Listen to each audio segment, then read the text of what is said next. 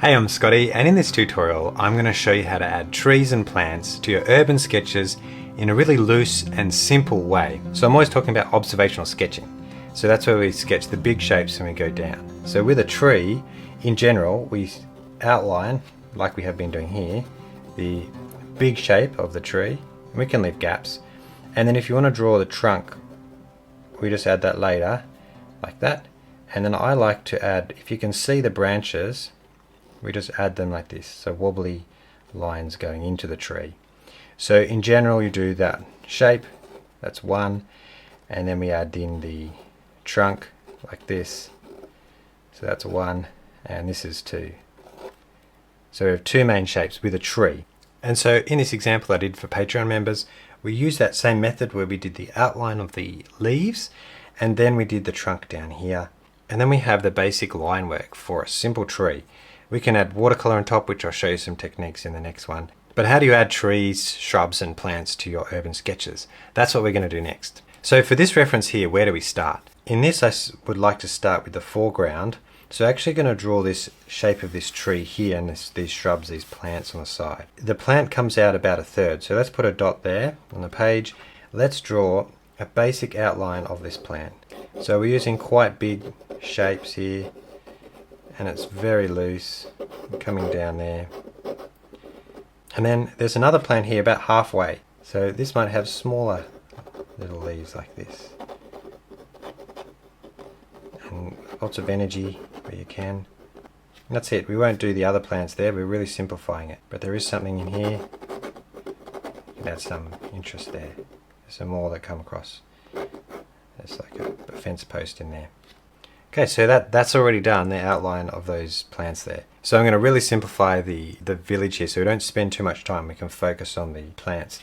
But if we come down probably about a quarter down to there, that's where that roof line is. So let's come out there, so we get this in, so we've got enough space. And we're just basically outlining that roof line down to about a third up from the bottom. Okay, just outline that shape there. So if we come across from there about a third up, that's where we're going to do the tower. So just put a width for the tower. And then between, so we've got two dots for the width of that tower there. Now let's join these up. We've got a roof line here, and I'm really going to be impressionistic. Now that means that we can go up here. So some of this is not going to match the reference, but that's totally okay. So we'll go up both sides like that.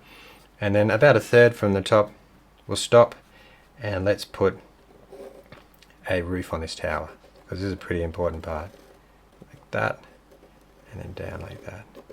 Okay, very simple. And then we're not coming across from the bottom there, we're coming up about halfway to about there. Once again, I'm just loosely following this. It's not going to fit in the page completely, because I'm just doing this as a demonstration for the plants. Now we're coming in here with a plant that's a nice bush or sculptured tree here, and I'm making lots of little lines because it's quite small. And let's come and make the next two trees. Okay, they're like this. Maybe one is covering up the other like that. And then we're coming here and there's another one, a smaller one. See, the tops are in line, but the bottoms are getting a little bit higher at an angle because of the street. And then there's a roof that comes across up to there. Let's draw that big shape there. There's another roof that comes in like this. So just roughly, let's put some shapes there, and that comes down like that.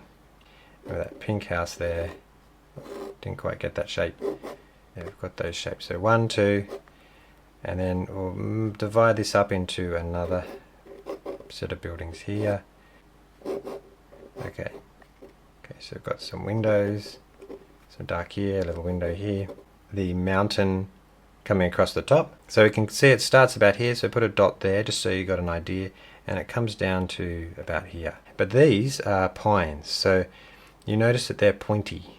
So that my line is going to be a little bit more pointy, and then we come to about there. And then we've got this other mountain line here. See, just like that. Even smaller if you can. So this mountain's really far in the distance. And that's pretty much all the line work we're going to do for that reference.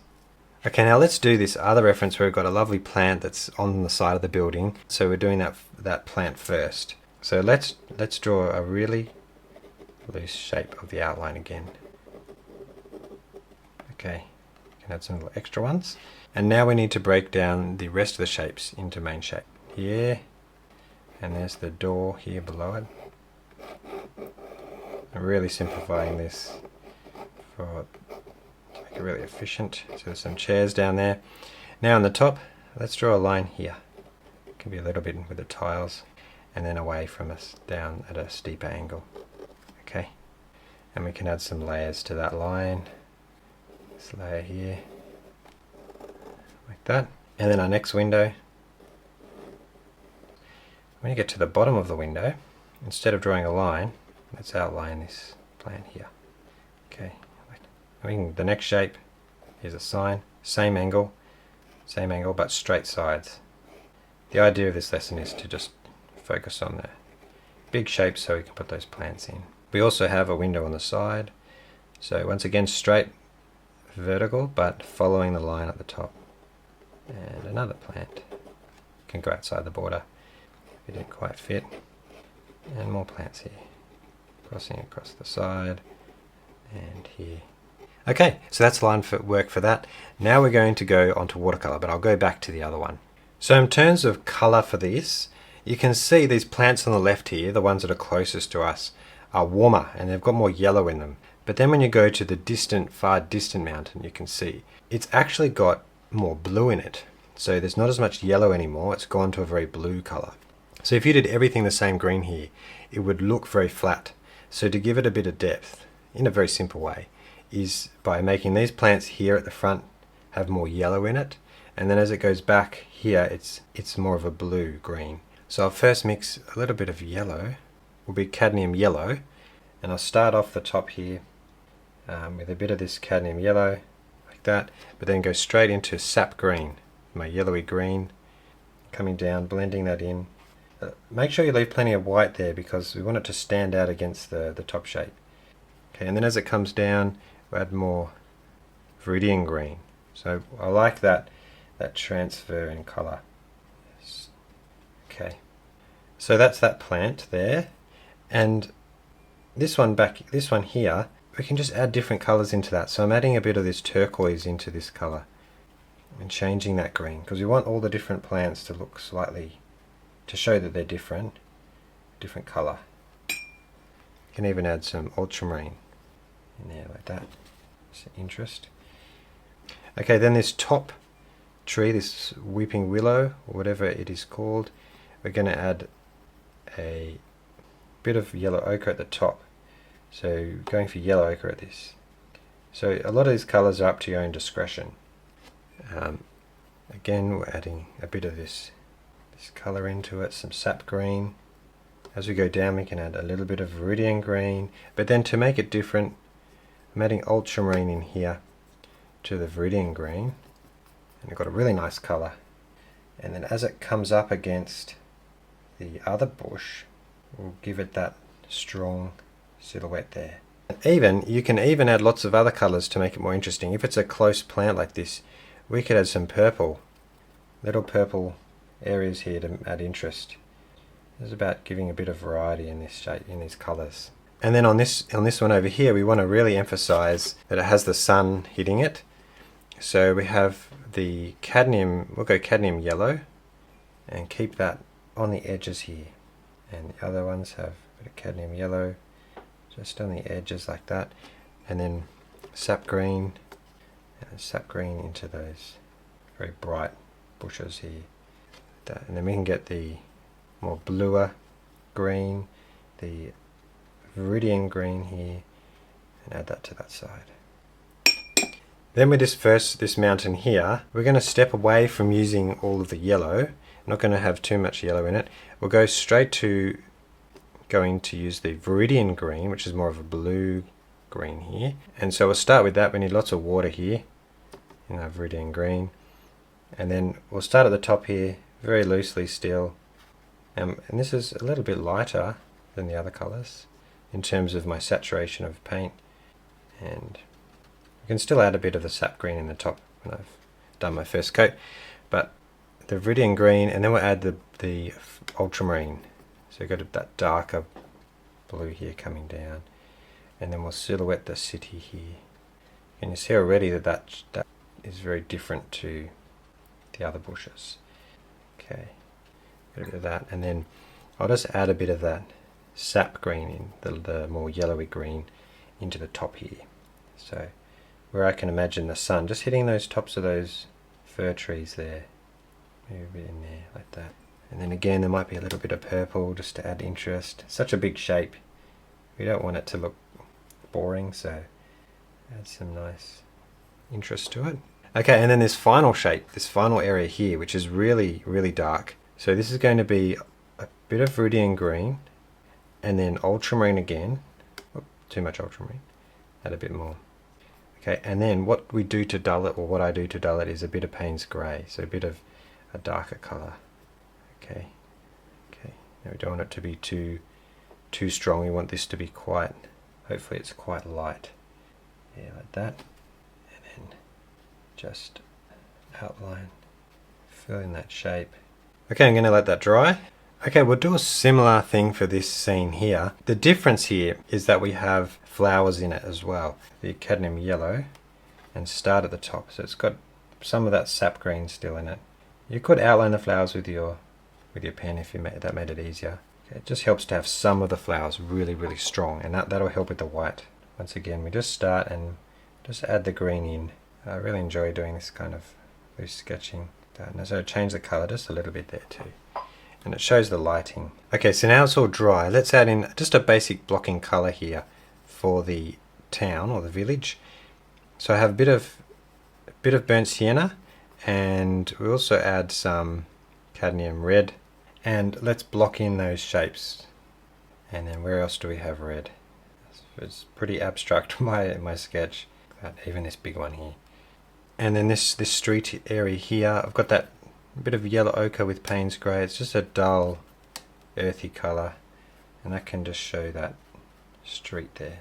Okay, now we're going to add some colour to this one. I've got permanent rose here. That's quite a saturated bit of permanent rose on the end of my brush. Dabs, and they don't have to stay right within the, don't have to colour that whole bit of white. There's quite a lot in this area here. Now we can add them also around the other plants too. This area there. Some in the window. So I've got the burnt sienna here, and that can be that line for the tiles at the top. And add yellow ochre. Let's outline just this door. I'm getting turquoise loosely for some outlines here. It's quite nice. Some on the side there. So this is Payne's grey. I'm just putting it in here with the yellow ochre I had before. And here too. There we go there. Okay, to bring depth to some of this foliage, even though it has a nice gradient to it, we need to add a bit of the contrast. We can add a bit of Payne's grey to that. We're just looking at the shadows there, and we're just adding a few simple lines to give it that contrast. Just a few little dots. So now this one has large strokes, but over here you can see it has lots of little tiny shadows in it. On this side, we're going on the right hand side because the light's coming from this side. Okay, this one here, we'll do more Viridian green, ultramarine, and a little bit of Payne's grey, and in here I'm just looking where those dark shapes are. And then the background here, we definitely have a lot more of this Viridian green with ultramarine. You can see the shadows running up, and I'm trying to make them look pointy, and there might be a little bit more down here because it's very dark, so this area's a bit bigger. Shadowy area there with the long trees. So long and thin here, we're pointing up, whereas here it's a bit more blobby. Once again, if you're brave. And so we've added a little bit less, a little smaller shadows there, but in the background I might not even put anything in this one, just to leave it very impressionistic. It doesn't draw your eye too much to that background. And then to our building scene with the foliage, we can do the same thing with the shadows. Now I'm just looking where the shadows are, where the darker leaves would be. Just a little hint that there's that contrast, and add a little hint of that dark part of the plant. Okay, now we need to add shadows. So I like to use a mixture of permanent rose and a little bit of ultramarine. There's shadow across there in the mountain. There was a bit of a shadow underneath there. So, and it's important to have some shadow under the bushes here. And there's a shadow on the ground here where those plants are. Okay, and then we start to add a bit more ultramarine, make that purple a little bit darker, and then around where it gets closer on these plants here, shadow comes from the building, so it looks like the buildings are casting some shadow there. So we can do the same thing for this scene, with a shadow like that. And as we go down, we're going to get a little bit more darker purple. And we can see shadows underneath the plants here. And I'm going to start adding a bit more blue into these shadows. This comes down, where the shadows of these plants are casting a shadow on the side here. So now I've got my Posca pen, the PC1M, and we can do some highlights here. Even if you like, you can draw a second line. See if this works. Like that, just to make that stand out. Little highlights where the light's hitting the leaves on this side. And here you can see there are bigger leaves here. You can use the side of this Posca pen here. And then here there's some bigger leaves here because it's closer. Now we can start adding some lines on the buildings, maybe on the tops. Okay, and then highlights on here, using my Posca pen to put flowers there. So that's how I add trees and plants into my urban sketches in a really loose and simple way. I hope those tips helped you. If you like the full tutorial without the cuts and some extra exercises, please consider checking out my Patreon, because I put the full version there with the references that you can follow along with me. It's the best way to sketch is if you've got the full tutorial and you've got the references there in high res. Plus we've got a whole lot of other fundamental tutorials there which you can follow along and do before you do this one. And we've got a great community where you can share your sketches, and I put the references on every Monday so you can vote and help me choose and help me construct the lesson for the week. Otherwise, thank you so much for watching, and I'll see you in the next one.